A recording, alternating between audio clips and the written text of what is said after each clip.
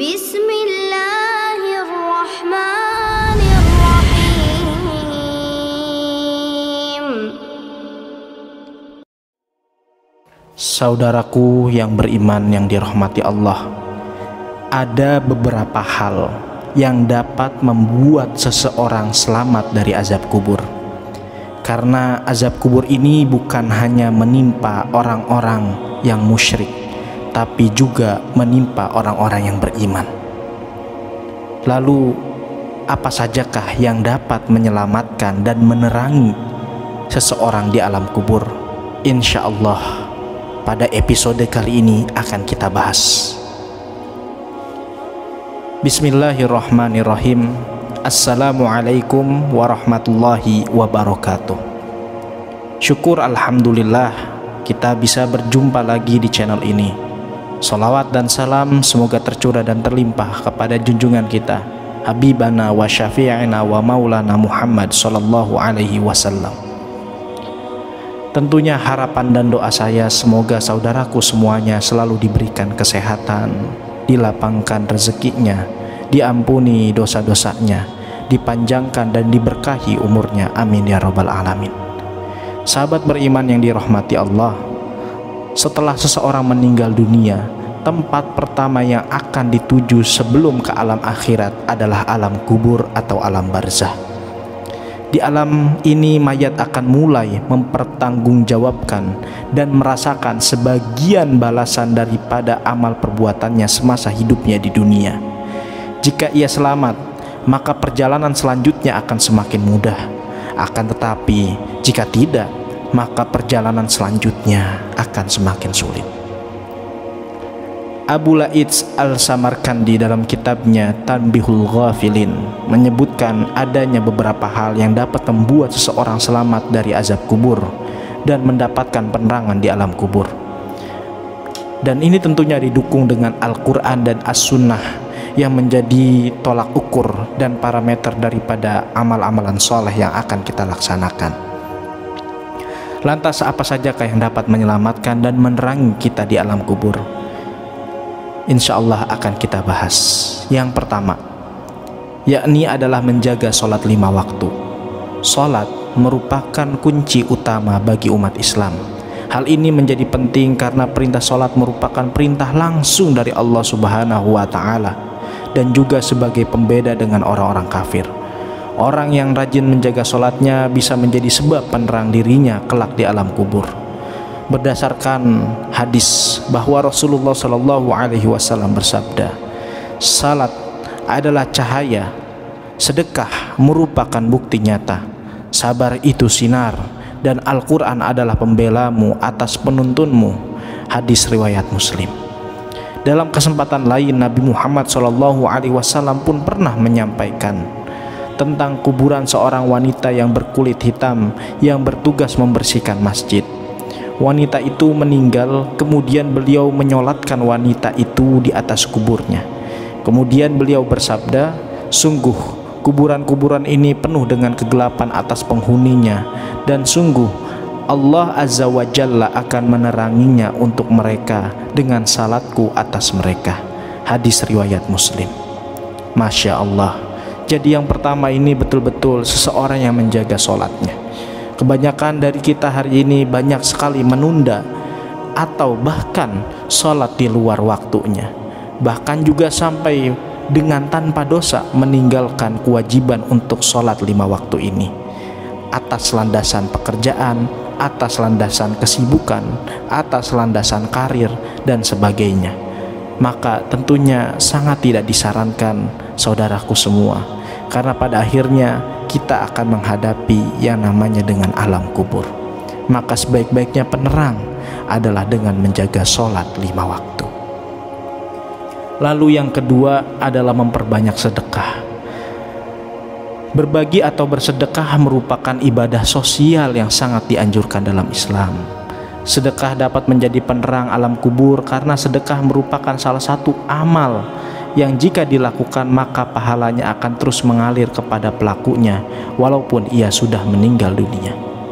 Hal ini sebagaimana dijelaskan dalam sebuah hadis Jika anak cucu Adam meninggal, maka semua perbuatannya terputus kecuali 3 hal: sedekah jariah, ilmu yang bermanfaat, dan anak yang soleh yang mendoakan orang tuanya. Hadis riwayat Muslim. Begitu besarnya keutamaan bersedekah ini, sehingga tidak hanya sebagai penerang alam kubur. Dengan bersedekah seseorang dapat terhindar dari siksa di alam kubur. Hal ini sebagaimana dijelaskan dalam sebuah hadis, sedekah akan memadamkan api siksaan di alam kubur. Hadis riwayat At-Tabrani. Luar biasa. Bahkan sedekah ini bukan hanya tentang uang, melainkan tenaga, pikiran, dedikasi, dan juga sebagainya. Apapun yang kita miliki, apapun yang kita usahakan, semuanya bisa kita sedekahkan. Termasuk diantaranya adalah senyuman. Senyuman juga merupakan bukti daripada sedekah orang-orang yang beriman. Masya Allah. Kemudian yang ketiga adalah memperbanyak membaca Al-Quran. Al-Quran adalah kitab suci dan pedoman hidup umat Islam. Dengan seringnya membaca seseorang tentunya akan mendapatkan banyak keutamaan, di antaranya penolong di hari kiamat, penerang di alam kubur, dan penghalang dari siksa api neraka. Sebagaimana dijelaskan dalam sebuah hadis, bacalah Al-Quran, karena sesungguhnya di hari kiamat nanti ia akan menjadi syafaat kepada orang-orang yang mengikutinya. Hadis riwayat Muslim. Dan dalam suatu riwayat Al-Bazzar, kelak Al-Quran akan menjelma menjadi orang yang tampan, yang akan menemani mayat di alam kubur. Ia juga akan memberi tempat tidur yang indah kepada mayat selama masa hidupnya, yang mana ia selalu gemar membaca Al-Quran. Maka membaca Al-Quran tentunya bukan hanya membaca lafaznya saja, akan tetapi kita memahami maknanya sampai kepada mengamalkannya. Karena orang yang terus menerus untuk membaca Al-Quran, bahkan atau orang yang baru belajar untuk membaca Al-Quran dari huruf hijaiyah, membaca alif, ba, ta, tha, jim, dan sebagainya, insya Allah Allah subhanahu wa ta'ala akan memberikan ganjaran yang lebih besar. Allah akan memberi ganjaran kepada usahanya. Semakin keras usahanya, semakin luar biasa Allah berikan ganjarannya. Sehingga jangan sampai kita menjadi alasan karena kesibukan dunia, karena kesibukan kerjaan, karena kesibukan kita berbisnis ataupun yang lainnya, berumah tangga dan juga yang lainnya, itu menyebabkan kita untuk tidak menyempatkan diri membaca Al-Quran. Kemudian yang keempat, saudaraku yang beriman yang dirahmati Allah, adalah memperbanyak membaca tasbih. Orang yang selalu berzikir, bertasbih dan bertahmid berarti dirinya selalu terhubung kepada Allah subhanahu wa ta'ala.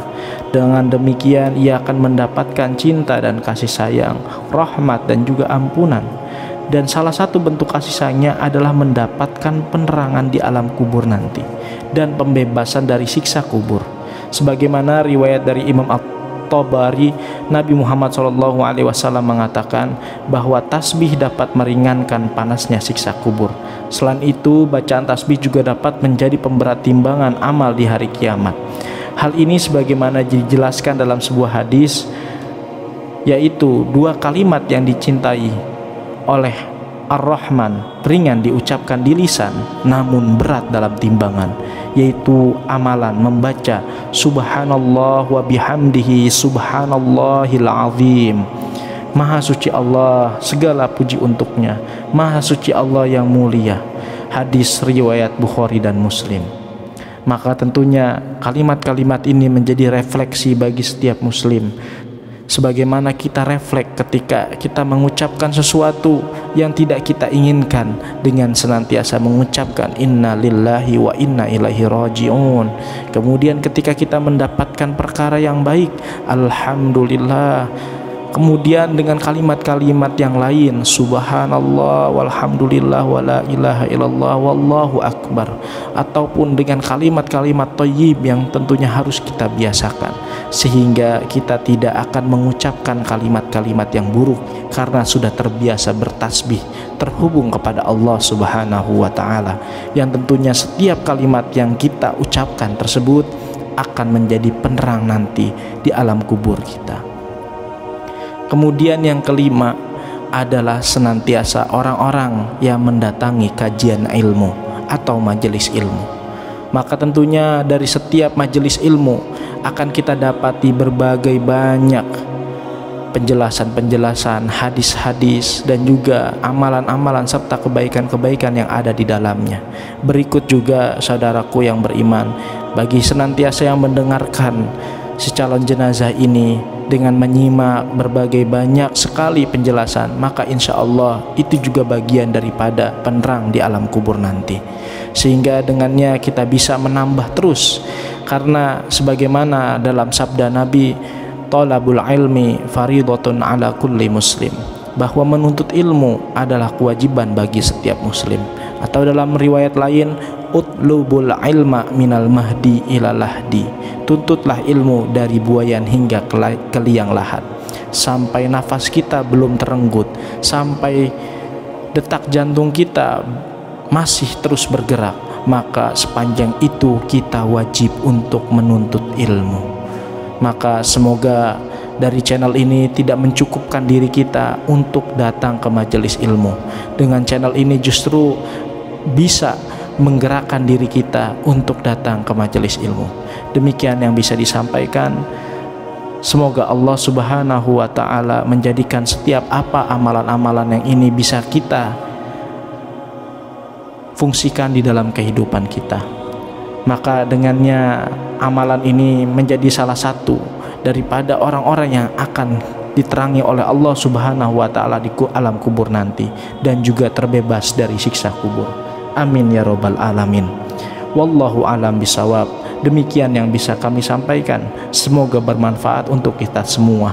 Wassalamualaikum warahmatullahi wabarakatuh.